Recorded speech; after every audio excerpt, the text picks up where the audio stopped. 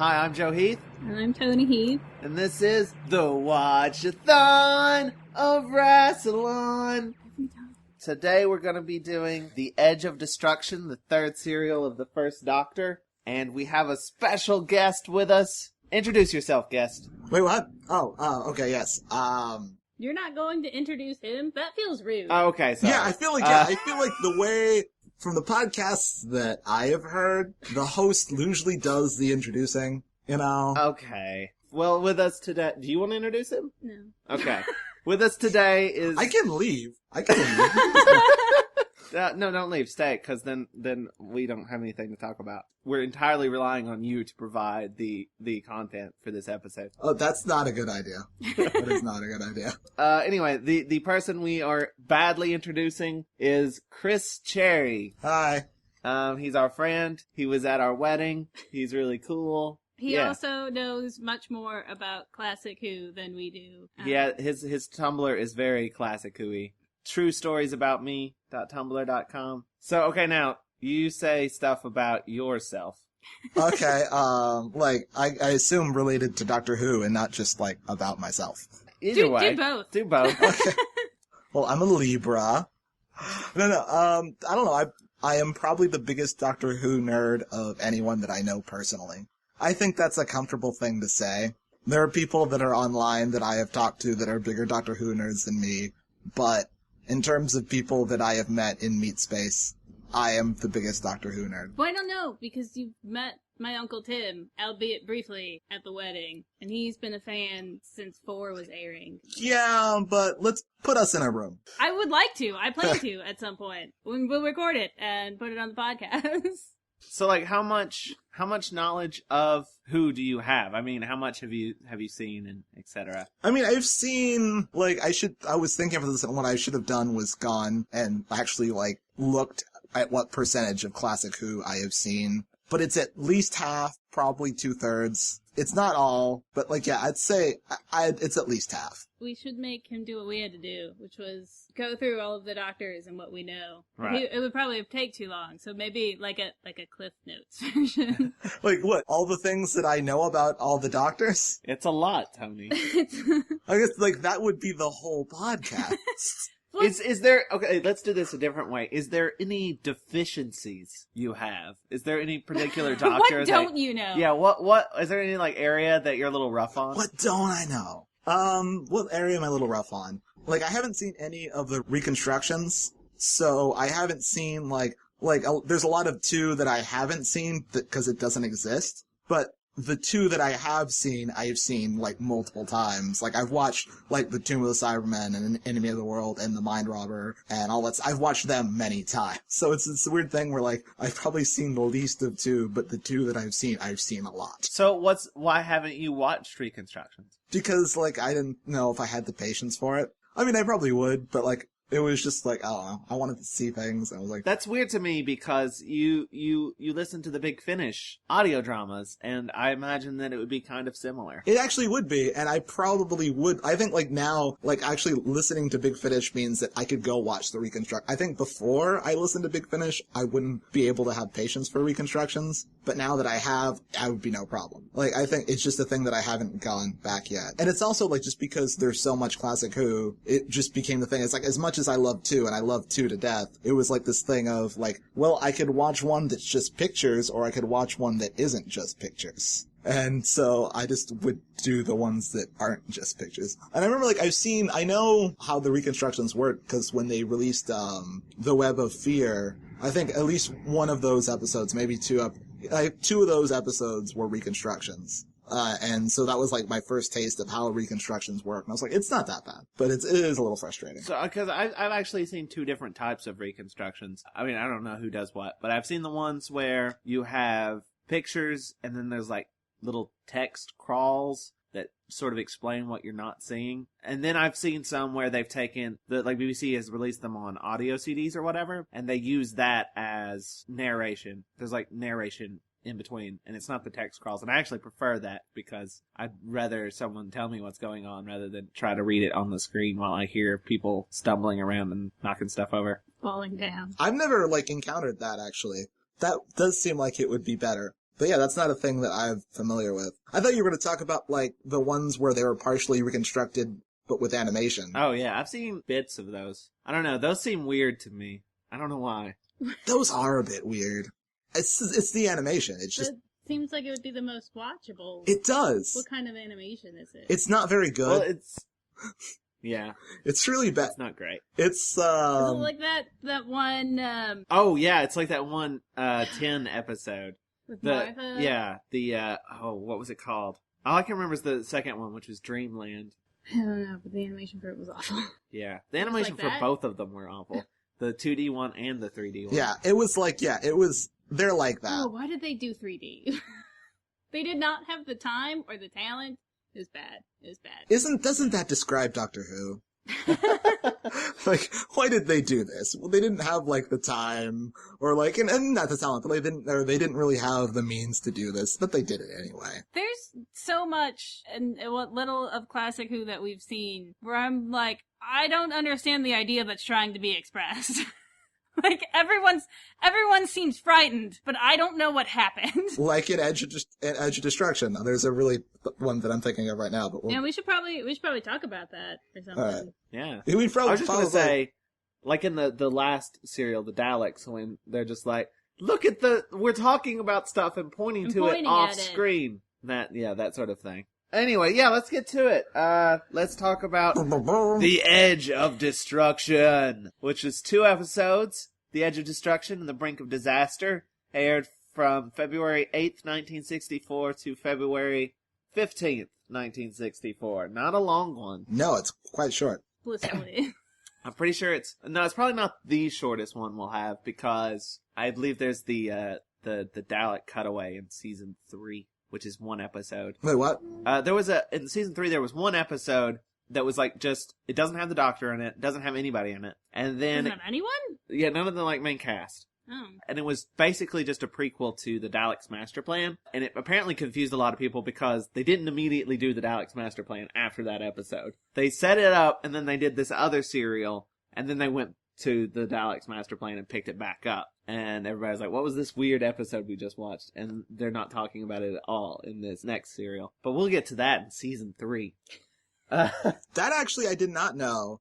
And now that I think about it, when we talk about like which Doctor is my biggest blind spot, it actually probably is the first Doctor. And he's the biggest like non-blind spot I have. Which I think is sort of interesting. Like, because that like knowledge kind of escaped me. I don't think I knew that. And then so like you just right now, like you out Doctor Who nerded me. Ha! After like I gave a Suck big it, Sherry. After I gave a big speech too. We haven't even started talking about the episode yet. Yeah, but I mean, it's kind of like the first Doctor. I mean, I don't think it's the first episode without the Doctor, but it's like the first Doctor Light episode entirely, sort of thing. Yeah. So he's not in it. I mean, the Doctor's not in some episodes, but he's in at least every serial. But there's episodes within serials that he's like, oh, I've knocked my head out and I'm gonna go take a vacation. Anyway, yeah, let's talk about Edge of Destruction, Brink of Disaster. Because we're not. Yeah. What happens in the Edge of Destruction, Joe? Tell us. I'm Yes. not entirely certain. It's a bottle episode. It's the best episode so far. It definitely has a interesting tone. I still don't understand why anything happened. It was great. They try to explain what happened, and then some of it makes sense. And then some of it you're still like, but wait, why that? But then why did all this other weird stuff happen? Yeah, that's pretty much it. Basically, at the end of, what was the last? The Daleks, the end of the last episode. Everyone falls over. Yeah, everyone, like, they're Because flying away, and the ship goes, and everybody falls over. Ian comfortably lands in a chair. That's what happens when we need conflict and we don't know what it's supposed to be. Everyone falls over. Yeah. And then it's like, I assume there was some kind of crash. Because everyone just suddenly lost the ability to stand. Though everybody seems to, or at least the Doctor and Susan are like, no, it can't be a crash. There's no way it could be a crash. It's not a crash. Yeah, they said that like multiple times, but clearly they've stopped. Yes. They've stopped violently. And fell down. Everybody except Barbara. Barbara seems alright. I was really excited when that happened. Because Barbara wakes up first, and I'm like, yes, this is going to be a good episode. And she's wearing the thal pants. She is wearing thal pants, and she totally got laid in the last episode. Yeah, that definitely happened. She is straight up wearing her ex-lover's pants. So, like, she walk ashamed it back to the TARDIS? No, I don't think she walk ashamed it. She strutted away with She's pride. proud. Yeah. She walk... Because she kissed him and then left. She left him. So he did the walk of shame back on Skaro. Yeah, he stand of shame is what he did. So the TARDIS doesn't crash. It just violently stops. Yes. And no one knows why. And Susan starts acting weirder than usual. straight up tries to stab Barbara. With scissors. Yeah. And just like creepily has the scissors the whole time. She does. Meanwhile, Ian is like acting like Ian, but more so. He becomes so goofball. He really does.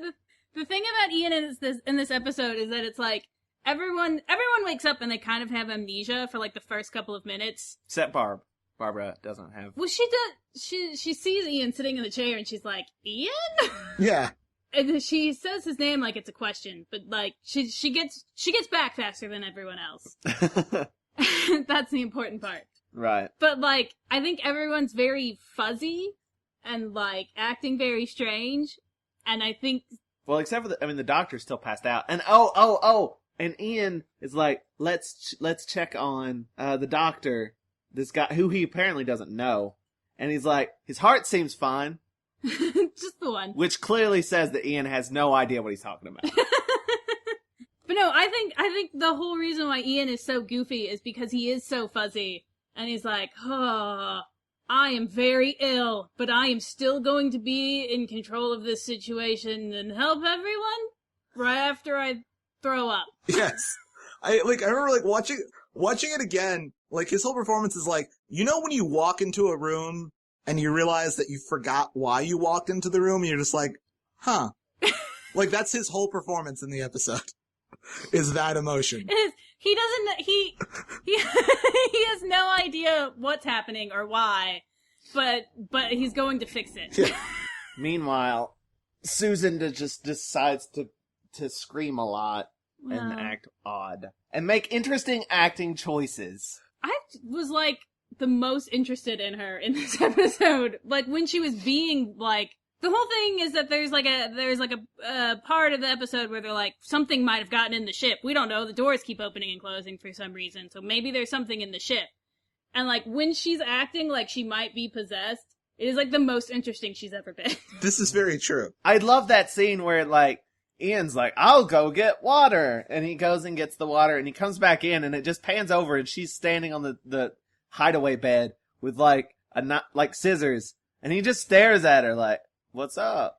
And then she just starts stabbing the bed and Ian does nothing. Was it Ian or is it Barbara? It was Ian. Oh. Is Ian. Like She later.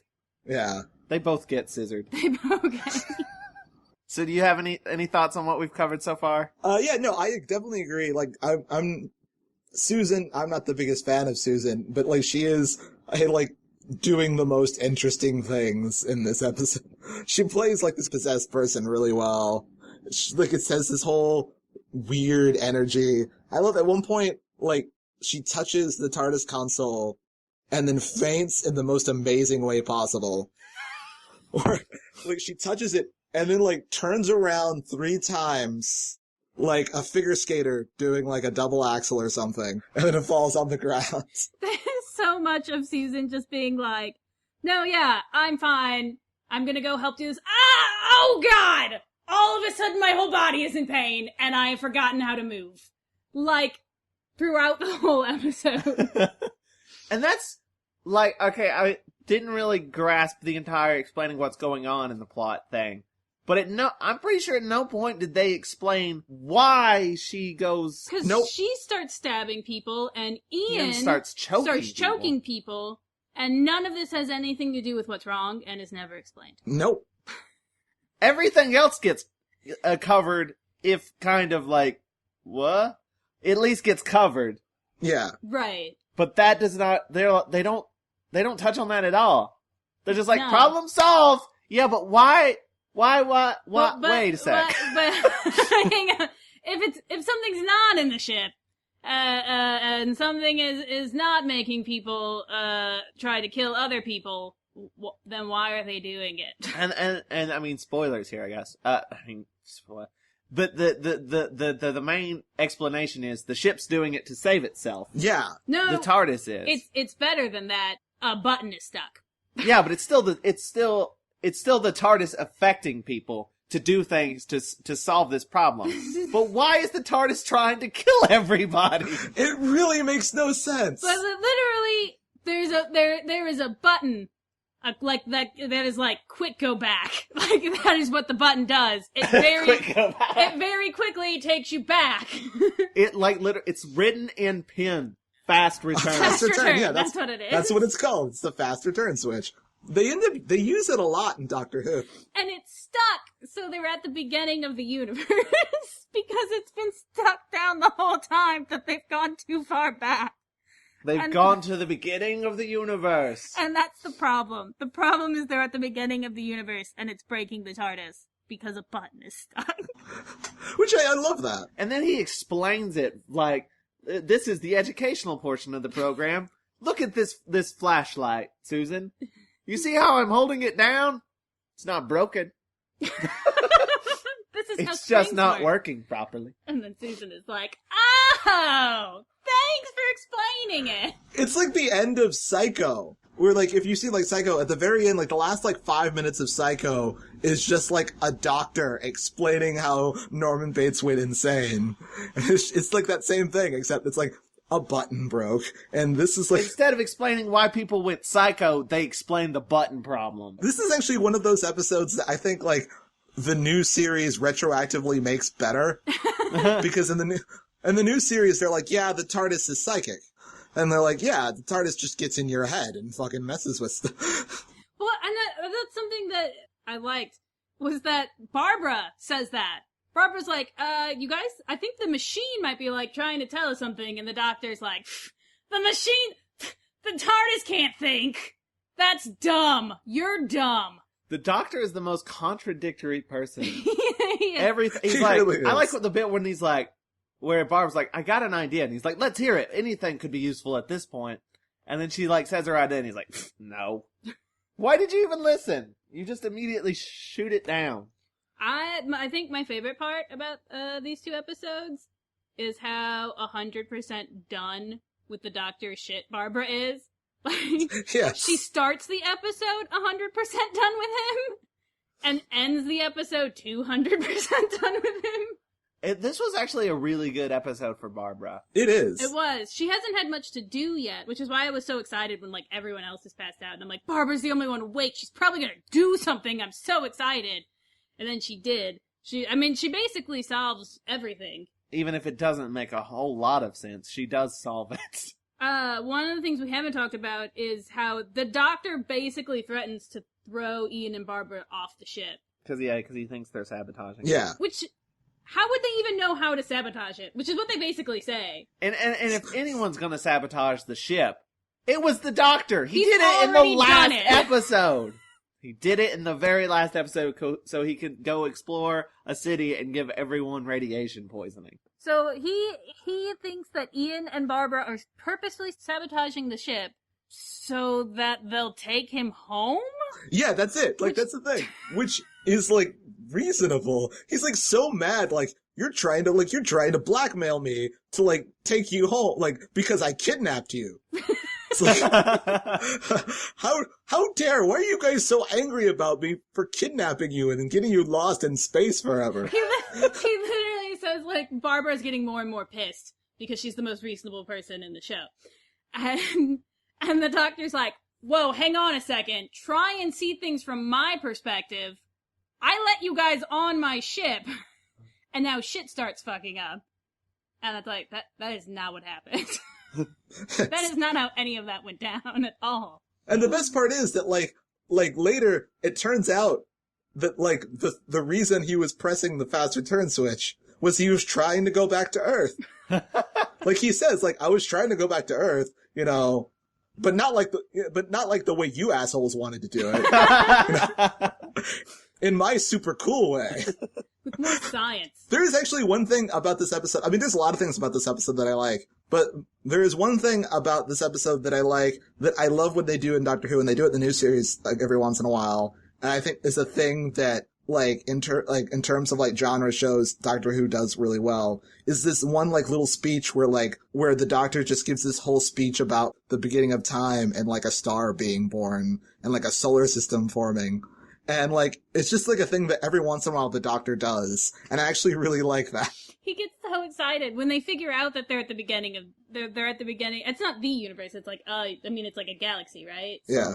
Or specifically the Milky Way, because he was trying to get to Earth, I assume. Yeah, I guess. But yeah, they're at the beginning, and he's, like, describing what it's like when a galaxy is born, and he gets so excited, and he's so cute when he does it that you almost forget that he tried to kill Ian and Barbara because he's dumb. And he did poison them.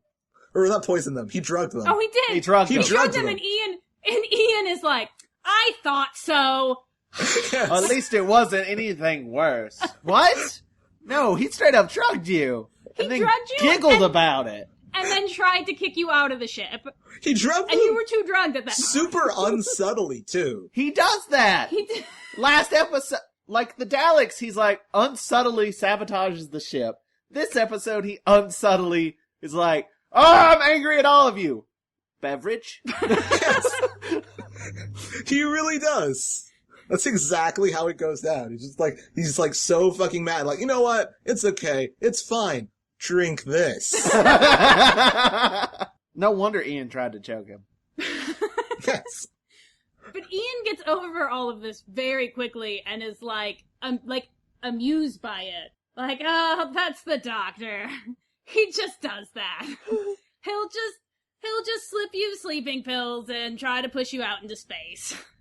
But you should really apologize to Barbara because she's very angry.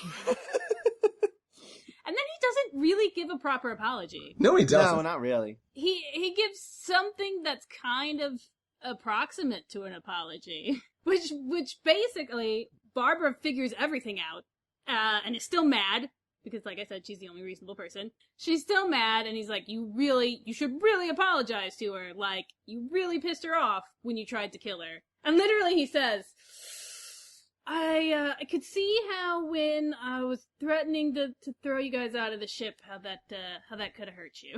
Like, that's the apology that he gives. And then he's like, also, you're smarter than I thought, so congratulations. Let's go play in the snow. Which was really cute. I'm glad they got to play in the snow.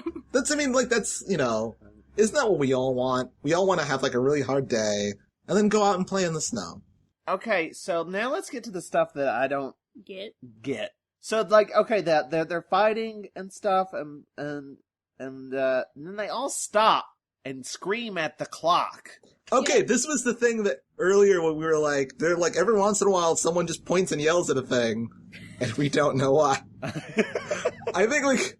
And it's normally Susan. It's normally, like, Susan was, like, just walking from one point to another point, and just screams and collapses. And you're like, oh god, what? And then everyone else starts reacting like something bad has happened. And you're like, oh god, what? But this time it was Barbara. Everyone, even Barbara, normally, the sensible one, and this, like, when they hit the clock, she, like, collapses onto the chair.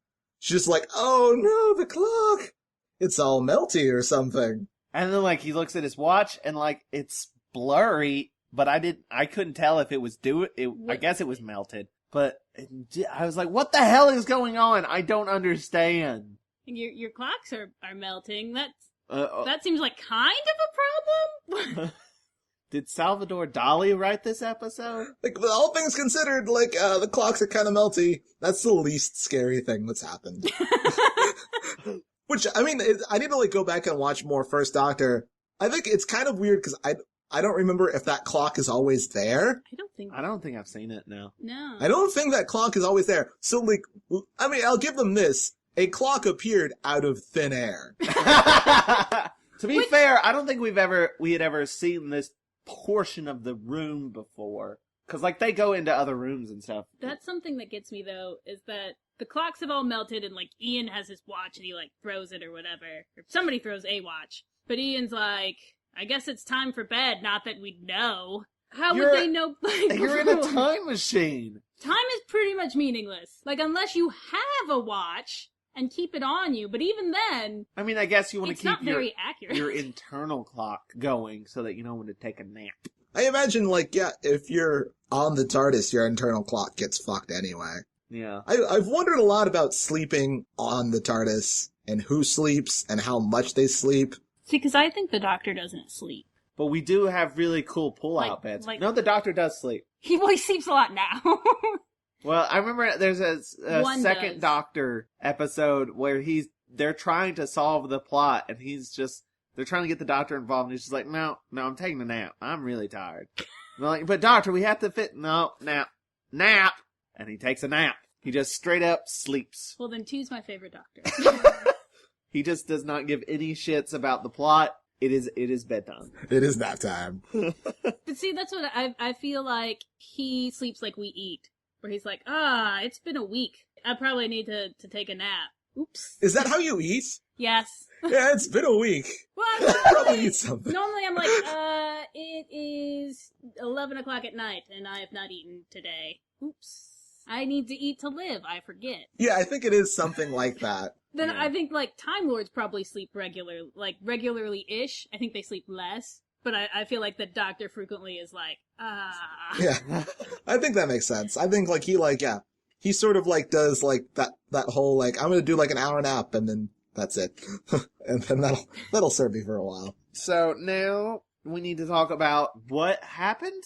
What happens? Oh, wait, okay, yeah. So the clocks are melted, Right. and that means that time was taken from them? Yeah, But then time was given back, and that's how they figured out that the button. And there's photos. yes, there's photos. And the doors open on good planets, close on bad planets. I love that one bit where, like, where they're like, hey, look, that looks like Earth. And, like, the Doctor's like, actually, no, that's a photo. And I'm like, shh, don't tell anybody. This is the BBC. We don't have a lot of money. That did confuse me at first. I was like, of course it's a photo. I'm confused. Why wouldn't it be? I just don't understand what happened. And there's the fault indicator, which the first 3 times the Doctor said it, I swore he was saying fornicator. I was very confused. Like, yeah, apparently it's a big wall of lights, and then when something goes wrong, a light bulb lights out. After the first Doctor, we never see that again. Because that's a horribly inefficient system. As explained by the flashlight metaphor. Exactly. But, like, I guess all of the lights were on, and so the whole ship was just gonna fall apart. Yeah, that was his thing. It's like, all the lights are on. Well, we're fucked. That was, like, exactly it. I get that the button was stuck, blah, blah, blah, they went back too far, blah, blah, blah. But I did not see the connection between melting clocks and whatever, the pictures and the doors opening, closing. I didn't see the connection between those two things. I don't know how they got from point A to point B. I'll say, as a seasoned Doctor Who fan, makes no sense. There's Okay, no good reason. I don't know either. When I watched it, I was trying to figure that out too. Like, as far as like my best explanation is that TARDISes be crazy. When I was watching it, it was like Batman and Robin trying to solve the Riddler's puzzle in the Batman the movie, the 60s movie. But that made more sense than what I just witnessed on Doctor Who. I'm starting to get kind of used to, like, okay, yeah, sure, this thing happened because this thing happened because you said so. Why not? At least there was adorable snowball fights, and Ian in that coat that was way too big for him. And Ian ever so groggily trying to, like, fix everything and help everyone, but just being a big goofball. And I love his laugh at the very end, where it's like, well, I don't know what we're doing now, and then, like, Ian just, like, laughs his big goofy laugh, like, we're fucked. We're so fucked. I even liked Susan with the scissors Even though it had no connection whatsoever to anything. there was no reason for her to be stabbing people. I think it's because, like, at one point, she's just, like, stabbing the bed. And I think it's just because she hates that bed because it's a terrible bed. And it looks really uncomfortable. It really does. Just like, fuck this bed. It must die. I've slept on this thing so many nights. Which I was really excited when they were like, go, lay her down. And I was like, we're gonna see bedrooms. And then they like pulled out this hideaway bed. Well, and it's shaped though like a chair. It is. It's like a horizontal chair. It's like a really uncomfortable looking shoe. But I have this theory that the TARDIS right now is very small. Well, like right now it's as little because it's still a baby. And so it's mostly like the control room and maybe a few other things. With a water and milk dispenser. With a water and milk dispenser. That was another thing I forgot. I know they explained it, but I've never quite figured out what was wrong with the water thing. Oh, I don't know. Like, because here's what happens. They press a water button, and then water comes out, and they're like, what? Twice! 2 different people do it! But I think the light lighting up was supposed to be, like, empty. And then they're like, oh, but it's still giving us water. Huh. No, yeah, because someone says something about it later on to that effect. They're like, it says it's empty, but it gives us water anyway. Which could be the button stuck. It's not broken, but it's still causing a bad thing to happen. Yeah. I guess. I also love the method that the TARDIS gives out water. It's in these little plastic bags. And I like that there's a big button labeled water that you have to hit it and then you get a little plastic bag. Okay, but here's the thing. So you press the button, if it lights up, it means empty. But then it gives water anyway. But, okay, I'm fine with Susan knowing that. But Ian... Well, I imagine they've been on there for a while, though. Yeah, but Ian seems to have amnesia. So why does he know that? I mean, I think the amnesia wears off. Because everybody wakes up and it's like, who the hell are you? And then they're like, all right, I know who you are. We're good. Yeah. But I'm still very confused. Yeah, they seemed like after a while, they're like, yeah, okay, we're on the TARDIS, that's right. Don't know what's going on. Still don't. And also, Susan just went crazy, and her hair is huge. At one point, her hair is like 3 sizes too big. And she does this squinty eye thing to indicate evil. I'm on to you, those eyes say. So this episode is something that was written as filler. Yeah, they right? needed to pad out the season, so they quickly wrote these 2 episodes so that they could have, like, I don't know, like 13 episodes or something. I don't remember what it said. So, I mean, it feels very much like the first episode was written, and then they're like, okay, so what is it? It's a button. It's a stuck button. And no one ever went back and said, wait, okay, but what about everything else? It doesn't matter. That was a week ago. They'll have forgotten by now. I'm gonna say, just like right now, it's sort of interesting, like cause like right now, cause I'm in a grad program where we're writing a 2-part television episode story. That makes so much more sense to me now. You're working on episode 2 and they're like, does this make sense with episode 1 anymore? I don't know. Cause that, like, stuff changes and then like, I hope, maybe we'll fix it. Maybe we'll go back and fix episode 1 or not. Well, see, and now that makes me wonder if there was, like, supposed to be something in the ship, and they were like, hang on now, that sounds expensive. Right. We only have the TARDIS for this. It has to be something in the TARDIS. What if it's a button? And it's so, like, last minute that they literally scribble and pen. Fast return! That's what I love. Cause, like, yeah, they clearly came up with that right then and there. I don't think they've mentioned the fast return before that point. But, like I said, they end up using the fast return switch a lot. Is it so clearly labeled in the future? I don't think anyone ever, like, looks closely at it again. They're just like, yeah, there is a fast return switch. That's just one of the things that the TARDIS does. Which I love because it was clearly, like, I love, like, when things that happen that were, like, quick fix solutions or, like, last-minute ideas suddenly become really important. That's one of my favorite things that happens in, like, long-form kind of serialized storytelling, is that where you're like, oh, this is just this random thing, and then suddenly now this is the most important thing. And not the fault indicator. Not the fault indicator. Which went away. And the milk and water dispenser. Yes, the milk and water dispenser. I imagine at some point, like, someone is like, really? That's kind of sci-fi. And, like, the Doctor gets embarrassed by it and just starts buying it in jugs. I like that they acknowledge that people have to live on the TARDIS, though. And there has to be, like, food and water and stuff. I always want to see, like, the kitchen and, like, the living parts of the TARDIS. Like, I want to see people's messy bedrooms. Yes, I do too. Well, clearly there's not kitchens, though. There's just food dispensing and, machines. Yeah, food and liquid dispensers. That dispense sticks of butter that taste like food. That taste like bacon and eggs. My theory is that, like, Time Lords don't super need... Like, yeah, like, I don't think Time Lords sleep that much and don't eat as much. Or they need to be reminded. Because you haven't listened to the last podcast, but there's a bit where they get bacon and eggs, and Ian's like, I'm hungry, and the Doctor's like, all right, food, and then goes and starts eating without giving any to Ian, and he's like, oh right, you need food. Yeah. Sorry, I'm selfish.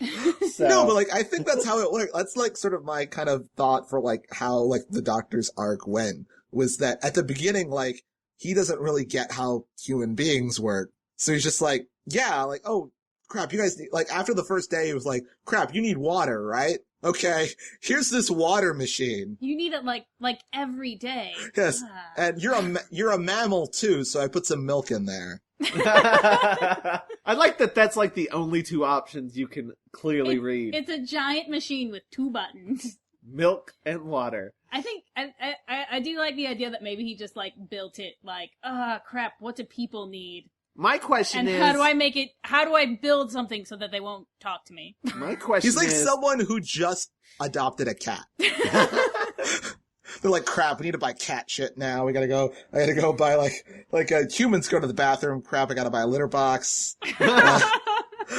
He's like someone who just kidnapped a cat from its home planet. Where does the milk come from? There's a joke about that. Is there? In New Who. Yeah. Yeah, that's way in the future. That's more than Joe has seen. Super in the future, and it's a joke, but Rose asks how long they can, the Doctor asks, like, we always end up on Earth.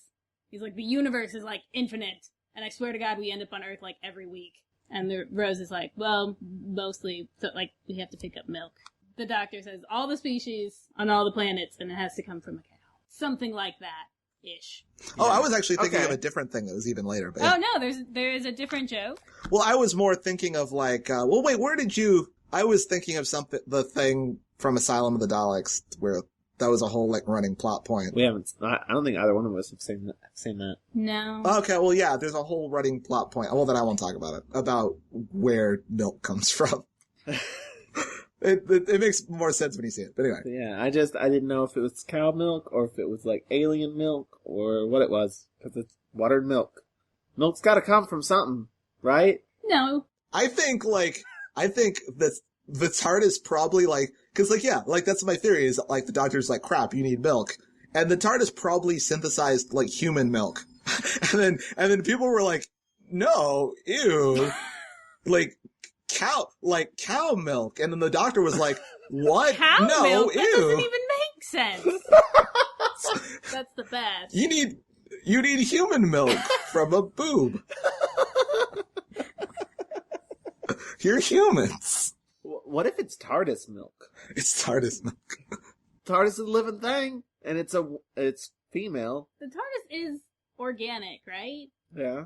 So there might be a TARDIS teat. I feel like that hasn't been established yet as No. an idea. Oh, no. No, like, yeah. Because, like, I'm pretty sure the Doctor just straight up says it's a machine. Yeah.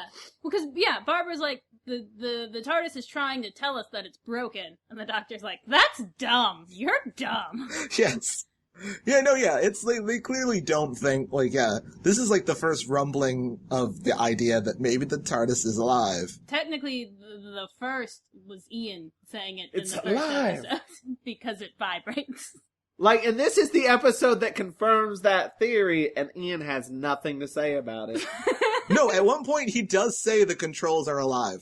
Does he? He does. You have to go back and find it. It's at the beginning of episode 2. Well, there you go. Yeah. Ian thinks things are alive. Except the one time he didn't. I do like the cliffhanger. The cliffhanger is actually one of the better cliffhangers on Doctor Who. Doctor Who cliffhangers range from like pretty good to like really dumb. You talking about the choke or the choke? Yeah. Well, the choke.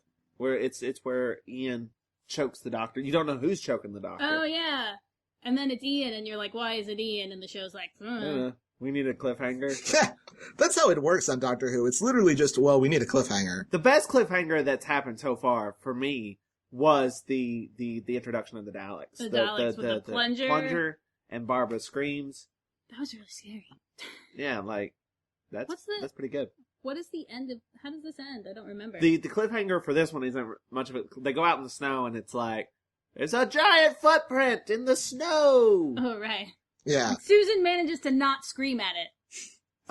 Yes. Spoilers. I'm pretty sure it's nothing alien or anything. The next serial is Marco Polo, so I don't know what that footprint could be. It probably never comes up again. They forget about it. I haven't seen Marco Polo, so I cannot confirm nor deny that. I saw it a long time ago. It's going to be our first serial that does not exist. It's 7 episodes, and none of them, all of them were destroyed. That sounds fun. So That sounds hard to watch. we'll be watching Reconstructions. We're going to have a guest on that one as well. Are we? It's going to be Ray Friesen. Oh, that should be fun. Don'tEatAnyBugs.com. No, RayFriesen.com. He changed his website. Ah. RayFriesen.com is probably easier to remember than Don'tEatAnyBugs.com. Is it? But yeah. Are you having trouble saying .com? Yes, I keep saying .com. I'm a little sick. But yeah, he said he knows a lot about Marco Polo and all that stuff. He's been watching the Netflix show. So he's like, I'm an expert. So he just knows a lot about, not like the serial, but about Marco Polo in general. Yes. And presumably like the Explorer and not the children's game. Well, I didn't clarify. So. And it is Ray. What if that was what the Netflix show, it's a Netflix show. What is what that show was?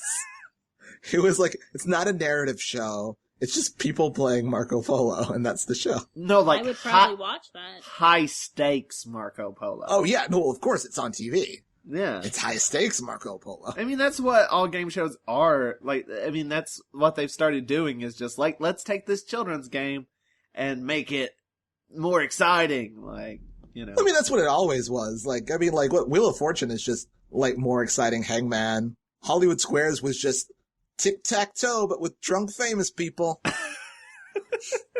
I'm reading your notes, and there are like a couple of times where it says, none of this makes sense. It doesn't make sense. And yet it's the best episode so far? Yeah. And you know why it is? Tell us. Because it does a thing that didn't get to happen enough in Classic Who, where it's like a character drama about the main characters. Yeah. I would agree. Yeah, that's one thing that rarely gets to happen in Doctor Who, because they're like all going out and having adventures and getting separated, and oh, William Hartnell's sick, so the Doctor took a nap. And then like, you know, let's go hang out with the Aztecs and, you know, learn about the Aztecs. One of the things I mentioned last episode was that there was this plot line that almost like, it seemed like something got cut between Barbara and that one Thal whose pants she's totally wearing in this episode. And they're like, it's like, they're a little bit at the beginning of the episode, and they're a little bit at the end of the episode. It frustrated me so much, because I was like, whatever happened there was infinitely more interesting than watching them walk through caves. And I would have much preferred to have seen that than, okay, jump across, okay, now you jump across, okay, now you also jump across. And I think that's something that made this episode so good, was that even though none of it made any sense, we did just get to see everyone interacting, and that was like the bulk of the serial. Yeah. It's just how people dealt with each other. It kind of reminded me a bit of like Farscape in a way. Yeah. Sort of everybody stuck on the ship together and none of them really like each other. They will soon. Yeah. And of course there was the additional bit where they're like, let's put the bandage on the Doc's head, and once it goes white, the doc is okay, and it made us think of when the blood runs When clear. the blood runs clear. Oh, yeah. In that it was unnecessary.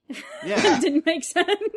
Not needed. Let's establish a science thing that'll make everyone go, why? It just gives the doc a headband for the rest of the episode. It does. A little changing headband like he's Rorschach from frickin' Watchmen. I don't know. I will say about that thing that she unrolls, like that bandage with like the little marks on it, it may just be the crappy version that I was watching, but it looked like she unrolled a bunch of condoms. It was not. It definitely looked like that. I was like, what are you doing with those? And do they have nothing better? Because I would hope, given Time Lord technology, you could come up with something better than rubbers. I'm just saying. Yes. Time Lord reproduction is a whole can of worms. Literally, they fucking a can of worms. No. I thought there were looms. That's a thing that I've heard. Looms are very controversial. Looms are a thing that I have heard of. I mean, then also prick his finger and then make a daughter. That happened one time. That did happen one time. Well, that was cloning. Yeah. Yeah, but I mean, it still counts. Also, you can apparently just grow a new you.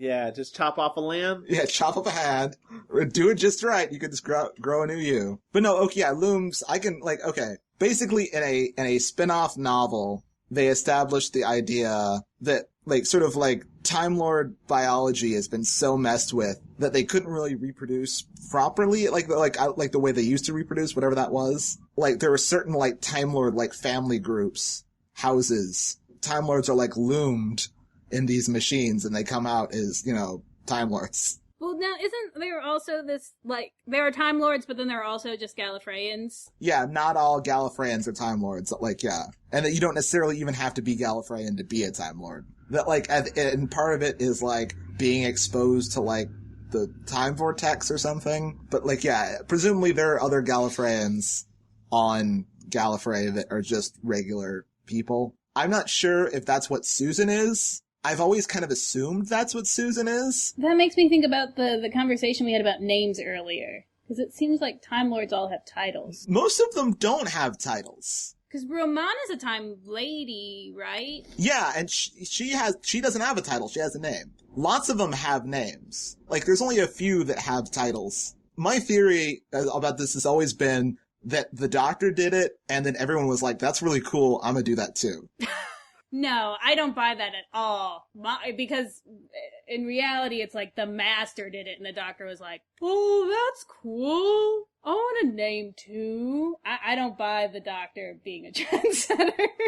I don't know, it depends. I mean, that, it's who left first. I could see them as, to me, I think it works the other way, because I also buy the Doctor running off, calling himself the Doctor, which I think that's the sort of pompous thing he would do. And then the Master being like, the Doctor did that, I'm gonna do that, but better. Because the Master is totally obsessed with the Doctor. It's very much kind of one up, oh yeah, you're gonna do that, I'm gonna do this thing. And then it starts a trend. But technically, if you think of them as degrees, the Doctor is still higher. Yes. Which is why I think it happened the other way around. You're gonna be a master? I'm gonna be a doctor. Suck it, master. That is an interesting thing. That because any other title isn't an academic title. So wait, what Gallifreyans do we know the names of? Well, Rassilon, what's the one? There's a Gallifreyan who travels with 4? That's Romana. What's her? No. Well, I mean, Romana's Gallifreyan, though, right? Yeah, Romana. It's your... Okay. There's Romana, but there's somebody who's just a Gallifreyan. No, I think you're thinking of Leela, but Leela's not a Gallifreyan. Oh. Leela's not a Okay, but still, here's my thing. Then I don't know. Those are all very alien-sounding names. Why Susan? I'm assuming Susan is a cover. But they never let it go. Yeah, I think she got used to, I don't know. I know there's one version of the backstory where her name is Archeator or something, and then she changed it to Susan, and they just kind of kept it up. But I don't I think that's from a novel or something. Well, I mean, clearly Foreman is a cover because it's the name of the junkyard. Although I could see Susan just being it's Susan now, Grandma. Yeah, I could see Susan getting really into it. Just in a moody teenager way. She very much is a moody. The whole episode, she's acting like a crazy person, stabbing people, But, like, her version of a crazy person is also a very moody teenager. She's just, like, a lot of sulking around, like, oh, you guys are talking about me, whatever. I'm gonna go grab these scissors. You know? And stab a bed couch. Yeah, it's very much like that. Okay, but we're talking about reproduction of Time Lords and stuff. I mean, she's the Doctor's granddaughter. How does that work? Exactly. How does that work? Is she really his granddaughter? Are they like, yeah, that's kind of the thing about, like, basically what it is that looms was a thing that happened in these novels that came out after the show ended. And then for a long time, that was, like, it. And that was, like, the only thing that people had. And the idea was that, like, the granddaughter thing was just, like, a cover thing, like Susan. Like, the name Susan, like, that whole thing was, like, a cover. But then, like, when the show came back, there was a lot of, like, explicit references to, like, him being a kid and, like, having an actual family. He says that he was a dad once. Yeah, he says that he's a dad once. Doesn't he have, like, a crib? And it's, like, his crib? Yeah, he's got a crib at one point. We see his crib at one point. Clearly, like, as far as New Who is concerned, they're Time Lord babies. You can loom a baby. Well, it's probably because, you know, with the introduction of sort of more romance, they're like, Yeah. well, he's gotta fuck. Exactly. I mean, I feel like there's a way to reconcile, and, like, the thing about Doctor Who canon is that there isn't one. That's my favorite part about it. Headcanon is canon. Exactly. Like, the whole point of Doctor Who is, like, there's every single Doctor Who thing you read or see or watch or listen to, like, is true in a certain timeline. Like, that's how it works. It's just sort of like stuff is getting rewritten all the time, you know. Maybe there were looms and that got rewritten and now there's not looms. Maybe the Doctor does have one heart at this point. Yeah. Or maybe Ian just doesn't know what he's doing. Well, that was the thing. Like, when they said, like, his heart's fine, like, when they wrote that, yeah, he just has one heart. Like, everyone was certain that he had one heart. And it's sort of funny that, like, because you mentioned that earlier, like, there was a whole bunch of theories where, like, people were trying to work around that. This is my favorite game. Yeah, people were like, maybe, like, in the first incarnation of a Time Lord, they have one heart, but then when they regenerate, they get a second heart or something. And they were like, or they had all these weird theories. But, like, you, Joe, personally hit upon the theory that I've always had, which is this, Ian's a dumbass. Right. I mean, and it makes sense even in context of the show because he's like dazed. Loopy? Yeah. So and doesn't understand what makes things alive. There's also the bit where he's like looking at that monitor and it like fades in and out of focus. Yeah. So maybe like he's listening and he's like, I hear 2 heartbeats. I'm not telling him that. I'm clearly perceiving things weird. That's not logical, and I will not admit to having experienced it. He's double alive. Like, it's another thing where, like, because the show isn't set yet, there's a bit where, like, an alarm goes off, where, like, if it was now, that would be the cloister bell. That would be bells, yeah. Yeah, but, like, we don't have the cloister bell yet, so it's this random noise. I remember it happening, and it was weirdly... Like, it was off-putting. Because I was like, the hell is that? And it's like suddenly having an old cell phone. Yeah. Like, the background is different. All of the notification sounds are embarrassing now. Which I assume is how the TARDIS works. Yes. I'm pretty sure that's exactly how it works. But no, it's not a spaceship, it's a cell phone. Yes. Yes. A cell phone that travels in space and time. I mean, it definitely is a phone box. So. Yeah. There's another really great joke about that later. There's something that, like, in this episode and the past couple of episodes, the Doctor gets hurt a lot. And every time Susan is like, oh my god! Because that's what Susan does. And, like, this episode I was like, well, it can't be that bad, because he's not regenerating. So maybe calm down.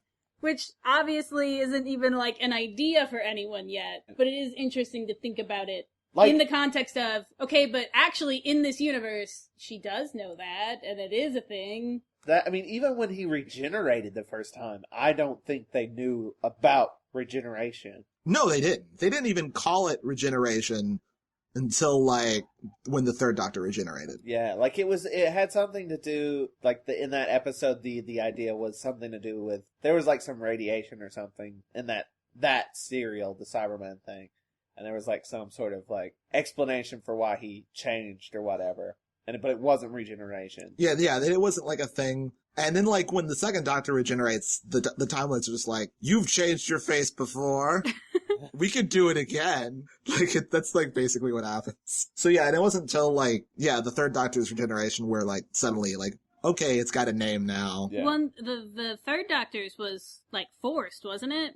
No, the second Doctor's was forced. Oh, it was 2 to 3. 2 to 3 was forced, like, 3 to 4 was, a different thing. But, like, 1 to 2 is ambiguous. Yeah. Something weird happened, and now my face is all different. Yep.